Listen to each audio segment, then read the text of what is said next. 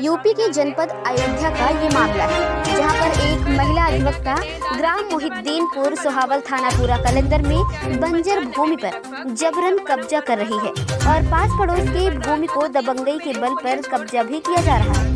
कानून गो व नायब तहसीलदार के द्वारा भूमि की नाप जोख के बाद बंजर भूमि निकलने पर उस पर अवैध कब्जा करने से मना किया गया, लेकिन विपक्षी पीड़ित के खिलाफ फर्जी मुकदमा दर्ज कराने की धमकी दे रहा है और विपक्षी का कहना है कि जो भी अधिकारी व कर्मचारी मेरी बात नहीं सुनेगा तो मैं उनको भी फर्जी बता दूंगा और तुम लोगों को मैं जान से मार डालूंगा। जो कि एक विद्वान अधिवक्ता दूसरों को न्याय दिलाने की बात करता है और स्वयं भ्रष्टाचार एवं गुंडई का रूप दिखाता है।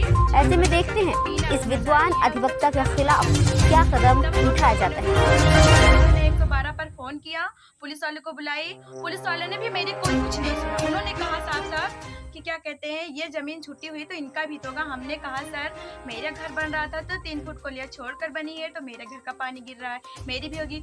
अच्छा, उस समय कोई बात नहीं हुआ तो हम लोग भी क्या कहते हैं एप्लीकेशन डालें, एसओजी के पास भी डालें, थाने में भी डालें और तहसील में भी डालें, डीएम साहब के पास डालें। उसके बाद जब हम लोग एप्लीकेशन डालें, जब मेरी सुनवाई हुई प्रशासन द्वारा आए गए, मतलब कानून गो सेक्रेटरी नेकपाल, उसके बाद वो लोग आए, विवाद को पूछे। हम लोग ने बताया कि ऐसा ऐसा मेरा विवाद है। उन्होंने ना मेरे पक्ष की सुनी ना उनके पक्ष की सुनी। उन्होंने अपने आप जो सोचा, उन्होंने एक सराहत लिया, वहाँ से नापना शुरू किया। नापने के बाद वो ज़मीन नापे, वहाँ पे वो बंजर निकला।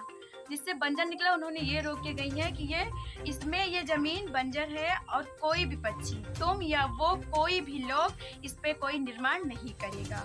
बल्कि उन्होंने ये भी रोका था कि ये छप्पर और नल हटा दीजिए यहाँ से, ये सरकार की ज़मीन है, आप दोनों में से किसी का निर्माण नहीं होगा। हम लोग उस पर सहमत थे, आज भी सहमत थे।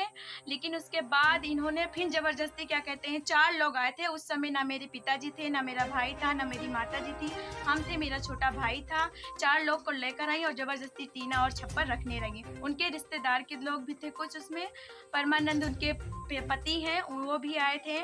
और हमने कहा भैया इस समय मेरे घर पे कोई है नहीं, ऐसा काम मत कीजिए। उन्होंने मुझे धमकी दिया कि ज़्यादा तुम बोलोगी तो तुमको मारेंगे। उस समय मेरे घर में कोई नहीं था, आया नहीं, मेरे परिवार में भी कोई नहीं था। उन्होंने मुझे इस तरह की धमकी दी।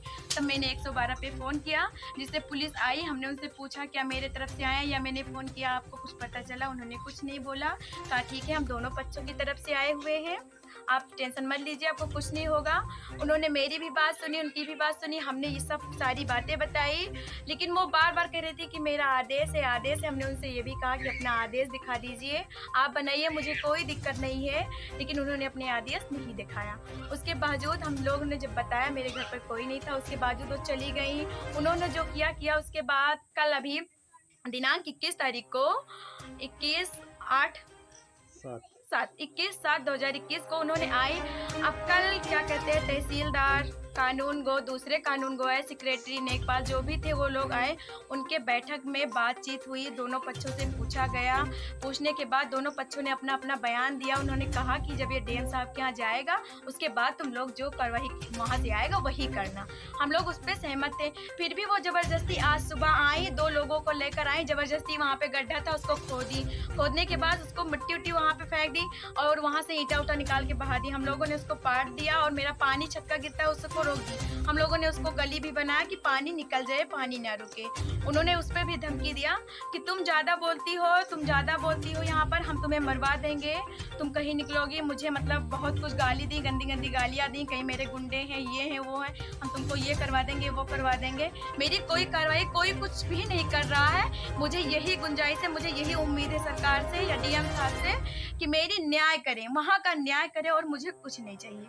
वहाँ न्याय हो और मेरे साथ जो वो करती हैं उसके लिए भी मेरे भाई जो भी हैं उससे भी कहती हैं कि तुम लोग क्या कहते हैं, जो तुम्हारे जो भाई हैं, तुम्हारे और अदर भाई हैं, जो पट्टीदार की भी भाई है, उनको भी कहती हैं कि हम छेड़छाड़ में फंसवा सकते हैं, हम फंसवा देंगे तुम लोगों को, तुम लोग कुछ मेरा कर नहीं पाओगे। और पुलिस भी आती है तो उनके सामने भी चली जाती, तभी वो ये बोलती है कि तुम्हारे सब लोग की कुछ नहीं होगी, कोई सुनवाई नहीं होगी, जो कुछ करूँगी मैं ही करूँगी।